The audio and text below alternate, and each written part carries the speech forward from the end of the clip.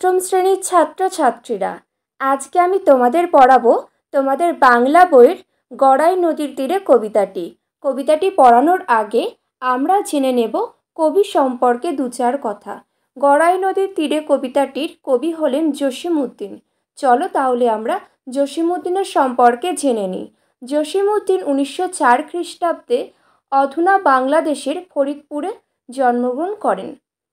নকশিকাঁথার মাঠ, রাখালি, বালুচর, ধানক্ষেত, সজনবাদিয়ার ঘাট তাঁর অমর সৃষ্টি। বেদের মেয়ে শীর্ষক গীতিনাট্য, চলে মুসাফির নামক ভ্রমণ কাহিনী ও ঠাকুরবাড়ির আঙিনায় গ্রন্থ রচনায় তার সাহিত্য প্রতিভার অনন্যতা ধরা পড়েছে। আমাদের পাঠ্য অংশটি অর্থাৎ গড়াই নদীর তীরে কবিতাটি নেওয়া হয়েছে জসীমউদ্দিনের সজনবাদিয়ার ঘাট কাব্যগ্রন্থ থেকে। প্রিয় ছাত্রছাত্রীরা, তোমরা সবাই নিজেদের পাঠ্যপুস্তকটি খোলো আর ওখানে লিখে নাও সজনবাদিয়ার ঘাট কাব্যগ্রন্থ থেকে নেওয়া। এইবার আমি তোমাদের পড়ানো শুরু করছি, সবাই মন দিয়ে পড়া শুনতে থাকো। গড়াই নদীর তীরে, জসীমউদ্দিনের লেখা। গড়াই নদীর তীরে কুটির খানিরে, লতা পাতা ফুল মায়াই রয়েছে ঘিরে। তাহলে আমরা কবিতার মধ্যে একটি নদীর কথা জানতে পারি। সেই নদীর নাম কি? গড়াই নদী। আর সেই নদীর তীরে রয়েছে একটা সুন্দর কুটির, আর সেই কুটিরের চারিপাশে রয়েছে লতা পাতা ফুল ইত্যাদি, তাদের মায়াই সেই কুটিরটিকে ঘিরে রেখেছে। বাতাসে হেলিয়া আলোতে খেলিয়া সন্ধ্যা সকালে ফুটি, উঠোনের কোণে বুনো ফুলগুলি হেসে হয় কুটি কুটি। তাহলে এখানে বিভিন্ন ধরনের সুন্দর সুন্দর ফুলও ফোটে, সেই ফুলগুলো আবার উঠোনের কোণে তারা আবার হেসে কুটুকুটি খায়, মানে ফুল দেখতে সুন্দর লাগে আর গ্রাম্য প্রাকৃতিক পরিবেশে সেগুলো আরও সুন্দর হয়ে উঠেছে, এগুলোই বোঝানো হচ্ছে। তারপরে দেখো, মাচানের পরে শিমলতা আর লাউ কুমড়োর ঝাড়। তাহলে মাচার উপরে কী কী রয়েছে? শিমলতা আর লাউ কুমড়োর ঝাড়। শিম রয়েছে, লাউ কুমড়ো ইত্যাদি রয়েছে মাচার উপর। তোমরা নিশ্চয়ই দেখেছো গ্রাম অঞ্চলে যারা গিয়েছো, গ্রাম অঞ্চলে মাচা তৈরি করা হয় আর সেই মাচার উপর শিম, লাউ ইত্যাদি গাছগুলোকে বেঁধে দেওয়া হয় আর সেই গাছগুলো সুন্দরভাবে মাচার উপরে থাকে। দেখো, আড়াআড়ি করে দোলাই দোলাই ফুল ফুল যত যার। তাহলে সেই সমস্ত গাছগুলি যে ফুল হয় দেখেছো তোমরা, সেই ফুলগুলো কি আবার দোলে, হাওয়াতে দোলে। তারপর দেখো, তল দিয়ে তার লাল নোটে শাক মেলিছে রঙের ঢেউ। আমরা কি জানি নোটে শাকের রঙ কেমন হয়? লাল হয়। আর তার নিচ থেকে সেগুলো কি করছে? একসাথে অনেক নোটে শাকের গাছ আছে না, হাওয়াতে যেন মনে হচ্ছে তারা রঙের ঢেউয়ে মেলে ধরেছে। তারপরে দেখো, লাল শাড়িখানা রোদে দিয়ে গেছে এ বাড়ির বধূকেও। আর গ্রামের পরিবেশে আমরা কি দেখি?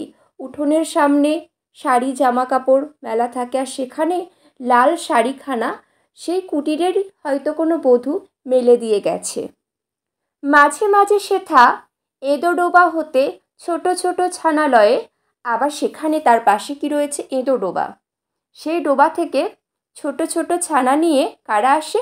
ডাহুক মেয়েরা বেড়াইতে আসে, গানে গানে কথা কয়। ডাহুক মেয়ে অর্থাৎ মেয়ে ডাক পাখি। ডাক পাখি তোমরা দেখেছো কেউ? দেখে থাকলে অবশ্যই কমেন্ট করবে। তাহলে মেয়ে ডাক পাখিরা তাদের ছোট ছোট বাচ্চাদের নিয়ে আবার বেড়াতে আসে, আবার তারা কি করে? এসে গান করে।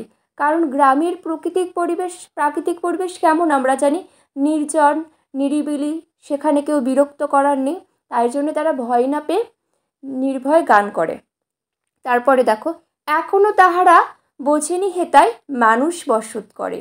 সেই পাখিরা বোঝে না, বুঝতে পারেনি যে এই কুটিরে কোনো মানুষ বসবাস করে, এতই শান্ত নিরিবিলি পরিবেশ। পরে দেখো, মটরের ডাল মুসুরির ডাল কালো জিরা আর ধনে। তাহলে মটর ডাল তোমরা জানো, মুসুর ডাল, কালো জিরা ধনে ইত্যাদি মশলাপাতি তোমরা জানো। লঙ্কা মরিচ রোদে শুকাইছে উঠোনেতে সযতনে, তাহলে সেখানে মটরের ডাল, মুসুরির ডাল, কালিজিরা আর ধনে, লঙ্কা মরিচ রোদে শুকাইছে উঠোনেতে সযত্নে। সেই বাড়িরই কেউ ইত্যাদি জিনিসগুলোকে নিয়ে উঠানে সযত্নে শুকনো করতে দিয়েছে।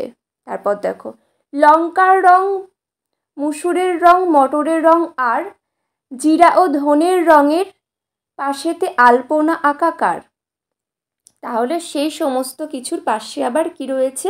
আলপনাও আঁকা রয়েছে। যেন একখানি সুখের কাহিনী নানান আখরে ভরি। সেই বাড়ি, সেই মশলাপাতি, সেই সমস্ত ফুল গাছ, তার সাথে লাউ, কুমড়ো, সমস্ত কিছু মিলিয়ে যেন মনে হচ্ছে একখানা সুখের কাহিনী নানান আখরে ভরি, একটা সুখের কাহিনী চিত্র আঁকা। এ বাড়ির যত আনন্দ হাসি আঁকা জীবন্ত করি, সমস্ত কিছু যেন জীবন্ত করে আঁকা রয়েছে সুন্দরভাবে। সাত সকালের রঙিন মেঘেরা এখানে বেড়াতে আসে। সেই বাড়ির কুটিরের আশেপাশের চিত্র সমস্ত কিছু এতই সুন্দর যে সেই সমস্ত কিছু দেখে যেন মনে হয় সেই রঙিন মেঘেরা, যে মেঘ আমরা দেখি আকাশে ভাসছে, মেঘ যেন বেড়াতে আসে। তাই বলা হয়েছে সাত সকালে রঙিন মেঘেরা এখানে বেড়াতে আসে। সেই সৌন্দর্য দেখবার জন্য মেঘেরা সেখানে বেড়াতেও আসে। কিছুক্ষণ যেন থামিয়া রয়েছে এ বাড়িরে ভালোবেসে। সেই মেঘগুলো বাড়ির সৌন্দর্য, গ্রামীণ সুন্দর চিত্র দেখে এতটাই ভালোবেসে ফেলে, তারা কিছুক্ষণ থেমে দাঁড়িয়ে যেন সমস্ত কিছু দেখে। এই হলো গড়াই নদীর তীরে কবিতার বিষয়বস্তু। আশা করছি তোমরা বুঝতে পেরেছ। কারোর কোনো বক্তব্য থাকলে অবশ্যই কমেন্ট করে জানিও। আজ এখানেই শেষ করলাম। সবাই ভালো থেকো আর মন দিয়ে পড়াশোনা করো।